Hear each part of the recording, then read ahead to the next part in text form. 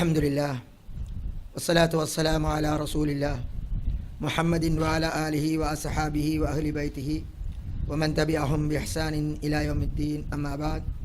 அன்பிற்குரிய இஸ்லாமிய சகோதரர்களே, சகோதரிகளே, நாங்கள் இறுதிப்பத்தை எதிர்பார்த்து கொண்டிருக்கக்கூடிய இந்த சந்தர்ப்பத்தில் ஒரு சகோதரியுடைய கேள்வி, அதாவது லைலத்துல் கத்ர் வந்துவிட்டால் அல்லாஹ் குர்ஆனில் கூறுகிறான், மலக்குமார்கள் பூமிக்கு இறங்குகிறார்கள் என்று, அல்லாஹ்வுடைய அருள் இறங்குகிறது என்று வந்திருக்கிறது.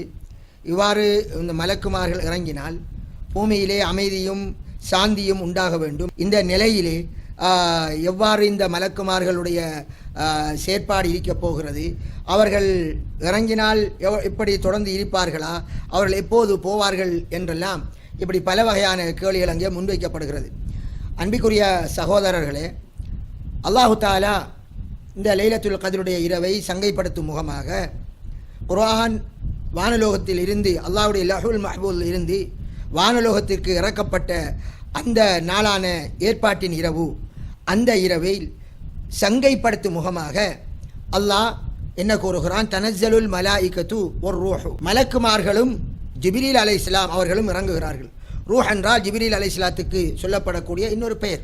இவர்கள் இறங்குகிறார்கள் என்று அல்லாஹ் கூறுகிறான். இவர்கள் இறங்கினால் என்ன இருக்குமா?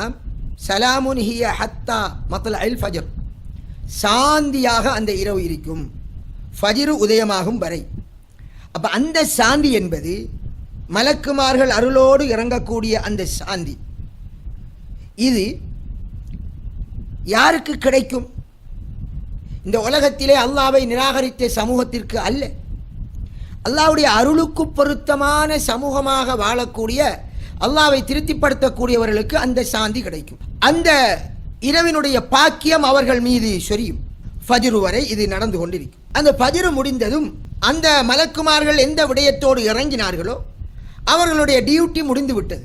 அவர்கள் வந்து இந்த பூமியிலே என்ன செய்கிறார்கள், என்னென்ன வேலையை செய்வார்கள் என்பது விவரமாக ரசூலுல்லாஹி ஸல்லல்லாஹு அலைஹி வஸல்லம் அவர்களினாலும் சொல்லப்படவில்லை. ஆனால் அல்லாஹு தஆலா ஜிப்ரீல் அலைஹிஸ்ஸலாம் அவர்களை இறக்குகின்றான்.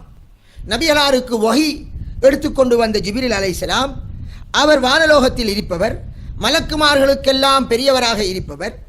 அவர் இந்த லைலத்துல் கத்ர் இரவையில மீண்டும் இறங்குகிறார். குர்ஆனை முஹம்மது நபிகளாருக்கு கொண்டு வந்து ஒப்படைத்தவர் மீண்டும் அவர் குர்ஆனுடைய அந்த குர்ஆன் இறங்கிய இரவையிலே இறங்குகிறார். இறங்கினால் அவருடைய வேலை முடிந்து விட்டால் அவர்கள் மீண்டும் அவர்கள் இருப்பார்களா, எவ்வளவு காலம் இருப்பார்கள் என்கிறது வரவில்லை என்றாலும் அவர்கள் வானலோகத்திற்கு அவர்கள் போய்விடுவார்கள் என்கிற ஒரு விடயம் சூசகமாக சொல்லப்பட்டிருக்கிறது.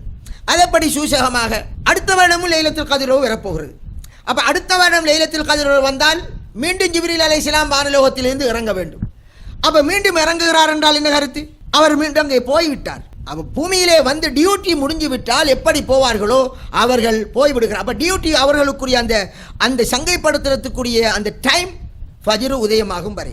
அப்ப ஒட்டுமொத்த உலகத்திலும் உள்ள மக்கள் பூமியை உருண்டு கொண்டு இருப்பதால் முழு உலகத்திலேயும் அவர்கள் இரவில் ஃபஜ்ர் பொழுதை அடைந்ததற்கு பின்னர் ஒரு சாரார் முந்தி அடைவார்கள், அடுத்தவர்கள் லேட்டாவார்கள். எப்படியோ 24 மணி நேரத்திற்குள் எல்லோருக்கும் ஃபஜ்ர் வந்து விடுகிறது. இந்த ஃபஜ்ர் எல்லோருக்கும் முடிந்ததும் அவர்களுடைய டியூட்டி முடிந்ததும் உடனே அவர்கள் பூமியை விட்டு போகிறார்களா, அல்லது லேட்டாகி போகிறார்களா, அல்லது ஒரு வாரத்தின் பின்னால் போகிறார்களா?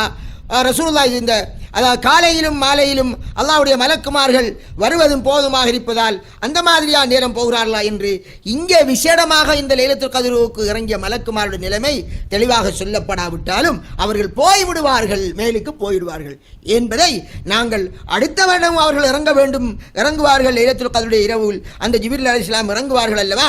இறங்குவார்கள் என்றால் அப்போ போய்விட்டார்கள், அதனால் மீண்டும் இறங்குகிறார்கள் என்பதை நாங்கள் புரிந்து கொள்ளலாம். இது முதலாவது விஷயம். கஷ்டங்கள் வருகிற போது மூமின்களுடைய நிலை எப்படி இருக்கும் என்றால் அவர்கள் அதை அல்லாஹ்விற்காக பொருந்திக் கொண்டு அல்லாஹ்வினுடைய விதியின் மீது நிம்மதி அடைந்தவர்களாக இருப்பார்கள். இது மூமின்கள். இன்னா லில்லாஹி வ இன்னா இலைஹி ராஜிஊன் என்று உயிர் போனாலும் அல்லாஹ்வுடைய விதியை பொருந்திக் கொண்டு இருப்பார்கள்.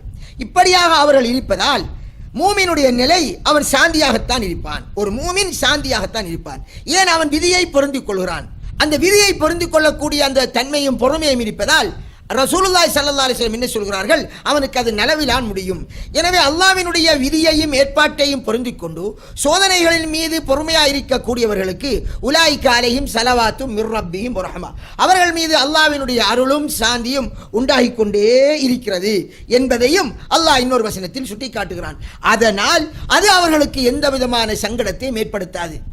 ஏன், மூமின் தன்னை சுற்றியுள்ள அல்லாஹ்விற்கு பொருத்தமில்லாதவர்கள் பல்வேறுபட்ட இன்னல்களுக்கு ஆளாகி கஷ்டமாக இருந்தாலும் அவர்கள் அல்லாஹ்வை நிராகரித்ததால் அவர்கள் மீது அல்லாஹ்வுடைய அருள் இறங்க மாட்டாது.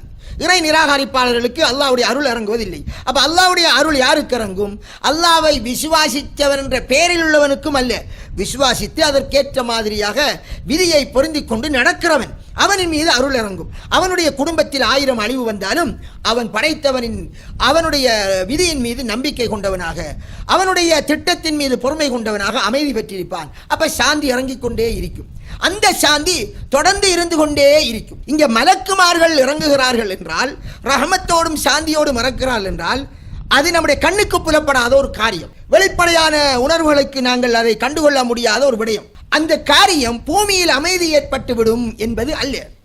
பூமியிலே இருப்பவர்கள் எல்லோரும் நிம்மதி அடைந்து விடுவார்கள், நோயெல்லாம் போய்விடும், எல்லா வகையான சிரமங்களும் போய்விடும், அழிவுகளிலிருந்து எல்லோரும் விடுபடுவார்கள் என்பது கிடையாது. அதுவல்ல, அந்த குர்ஆன் இறங்கிய அந்த மாதத்தை அல்லாஹ் அவனுடைய அந்த ஆன்மீக அந்த உலகத்திலே, அவனுக்கு மட்டும் தெரியக்கூடிய அந்த உலகத்திலே மலக்குமார்களை கொண்டு அதை சங்கைப்படுத்துகிறான். அருள் இறங்குகிறது. அந்த அருளிலே அல்லாஹ் மூமினான அடியார்களை முன்வாங்கிக் கொள்கிறான் என்று புரிந்து கொள்ள வேண்டுமே அன்றி ஒரு உலகத்தில் பலாயல் முசீபத் போய்விடும், உலகத்தில் உள்ள மக்களுக்கெல்லாம் நிம்மதி கிடைத்துவிடும் என்பது அல்ல. உலகத்தில் உள்ள மக்கள் எல்லோருக்கும் நிம்மதி கிடைக்க வேண்டும் என்றால் அவர்கள் இந்த சோதனையுடைய காலத்தில் அந்த மலக்குமார்கள் கொண்டு வந்த இந்த குர்ஆன், அந்த வேதத்தை அவர்கள் மனமு வந்து ஏற்றி அல்லாஹ்விற்கு அடிபணிந்த உண்மையான அடியார்களாக அவர்கள் தங்களை அடையாளப்படுத்திக் கொள்ளும் போது அல்லாஹ்வுடைய சாந்தி ஒட்டுமொத்த மக்களையும் உள்வாங்கிக் கொள்ளும். ஒட்டுமொத்தத்திலேயும் உலகத்திலே சாந்தி சமாதானம் ஏற்படும், மக்களுக்குள்ள கஷ்டம் நீங்கும் என்பதுதான் அதுதான் வழியாக இருக்கும். யூனுஸ் நபியுடைய சமுதாயம், அவர்கள் ஆரம்பத்தில் அந்த நபி பிரச்சாரம் செய்கிற போது எதிர்த்தார்கள், அவர்கள் ஏற்றுக்கொள்ளவில்லை. அப்ப யூனுஸ் அலைஹிஸ்ஸலாம் அல்லாஹ்வுடைய தண்டனை இறங்கும் என்று எச்சரித்து விட்டு போனார்கள். தண்டனை வரும் என்று எதிர்பார்த்தார்கள். கடைசியாக அல்லாஹ்வுடைய தண்டனை அவர்களை மேல் நோக்கி வந்து கொண்டிருந்தது. மேக மூட்டங்கள் நெருப்பை தாங்கிய மாதிரி நெருப்பு மலையாக இறங்கக்கூடிய நிலையிலே மேக மூட்டங்கள் மேலே அனலை கக்கிக் கொண்டிருந்தது. இந்த வேளையிலே அந்த சமுதாயம் பார்த்தார்கள், அந்த நபி எதை சொன்னார் அது உண்மைதான், எனவே அல்லாஹ்வுடைய தண்டனை வரப்போகிறது என்று கருதி எல்லோரும் என்ன செய்தார்கள், நாங்கள் அல்லாஹ்வை ஏற்றுக்கொண்டோம் என்று அல்லாஹ்வுடைய அந்த அல்லாஹ்வை நம்ப வேண்டிய முறையில் நம்பிக்கொண்டார்கள். அவர் நபி இல்லை, நபி போய்விட்டார், இவர்கள் அழிந்து விடுவார்கள் என்ற எண்ணத்தோடு போய்விட்டார். அந்த மக்கள் தாங்கள் உணர்ந்து அந்த நபியினுடைய செய்தியை ஏற்றுக்கொண்டு மூமினானதால் வானத்திலே இருந்த அந்த மேக கூட்டங்கள் அவைகளை அல்லாஹ் தஆலா ரஹமத்தாகவே ஆக்கி அருளாக ஆக்கிவிட்டான். கடைசியாக தண்டனை இறங்கவில்லை. எனவே இந்த உலகத்திலே நடக்கக்கூடிய இது போன்ற நிகழ்வுகள் அது 2 வகையில் ஏற்படுகிறது. ஒன்று தண்டனையாக வரும், இன்னொன்று சோதனைக்காக வரும். தண்டனை என்பது யாருக்கு? பாவிகளுக்கு. எனவே அவர்கள் எப்போது அல்லாஹ்வை ஏற்றுக்கொண்டு தௌபா செய்வார்களோ அது அருளாக மாறிவிடும். சோதனைக்காக வருவது என்பது அது மூமினுக்கு வருவது, அதை அல்லாஹ் கொஞ்சம் காட்டுவான், பிறகு எடுத்துடுவான், கொஞ்சம் காட்டுவான், பிறகு எடுப்பான். அடியார்கள் அதன் மூலம் பரீட்சிக்கப்படுவார்கள், அவருடைய ஈமான் பரீட்சிக்கப்படும். அதற்கான ஒரு சந்தர்ப்பமாகத்தான் இதை கொள்ள வேண்டுமே அன்றி இந்த 2 நிலையில் ஒன்றாக இருக்கும். எனவே மூமின்கள் அல்லாஹ்வை ஏற்றுக்கொண்டிருக்கிற இந்த வேளையில் அவனுக்கு அடிவணிந்தவளாக இருக்கக்கூடிய நிலையில் அவர்களை பொறுத்தவரை லைலத்துல் கத்ர் என்பது அவர்களுக்கு இருந்து கொண்டே இருக்கிறது, அருள் புரிந்திய இரவாகவே இருக்கிறது என்பதை நாங்கள் விளங்கிக் கொள்ள வேண்டும். இறை நிராகரிப்பாளர்களை பொறுத்தவரை அவர்களுக்கும் இந்த அருளுக்கும் எந்த சம்பந்தமும் இல்லை என்பதை நாங்கள் விளங்கிக் கொள்ள வேண்டும். வாஹிரு தாவானா அல்ஹம்துலில்லாஹி ரப்பில் ஆலமீன்.